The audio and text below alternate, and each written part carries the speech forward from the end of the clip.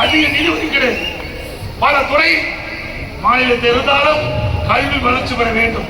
ஒரு மாநிலத்தில் கல்வி எந்த அளவுக்கு வளர்ச்சி வருதோ அந்த அளவுக்கு பொருளாதார வளர்ச்சி வரும். அந்த அடிப்படையில் தான் அம்மா ஒரு தமிழகத்துடைய முதலமைச்சர் இருக்கும் பொழுது கல்விக்கு முன்னுரிமை கொடுத்தாங்க.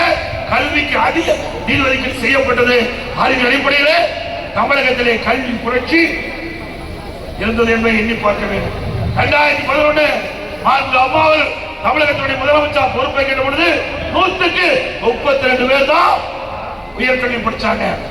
2019-20 அம்மாவுடைய அரசு இருக்கின்ற பொழுது 100க்கு 52 பேர் உயர்கல்வி படிச்சாங்க. இது அதிமுக சாதனை. அவர்களே எனக்கு சேலஞ்சு பண்ணீங்க, நான் உங்களுக்கு சொல்றோம்.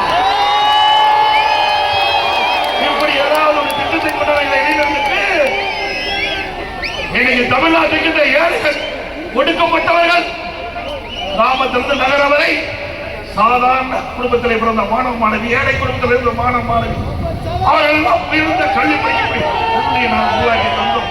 இப்படி ஆட்சியில் இப்படி ஏதாவது திட்டத்தை கொண்டாந்து நிறைவேற்றப்பட்டிருக்கிறதா?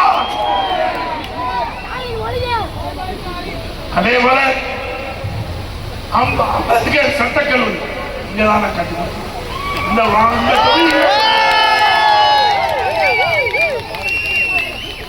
இன்னைக்கு அது மட்டும் இல்ல, இன்னைக்கு படித்த இளைஞருக்கு வேலைவாய்ப்பு உருவாக்கி தந்தோம்.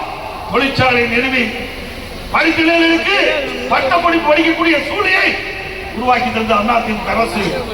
இது மட்டும் சாதாரண மக்களுக்கு கூட நல்ல சிகிச்சை அளிக்க அம்மா மெடிக்கல் கொண்டாந்தோம். 2000 அம்மா மெடிக்கல், 2000 அம்மா மெடிக்கல். அதையும் மூடு விழா செய்திருக்கீங்க.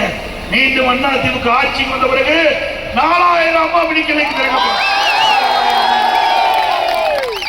எங்கெல்லாம் ஏழைகள் நிறைந்த பகுதியாக இருக்கின்றதோ அந்த பகுதியெல்லாம் அதிமுக ஆட்சி மலர்ந்தவுடன் அந்த ஏழை மக்களுக்கு அந்த பகுதியிலேயே சிகிச்சை அளிக்கக்கூடிய வகையிலே அம்மா மெடிக்கலுக்கு திறக்கப்படும்.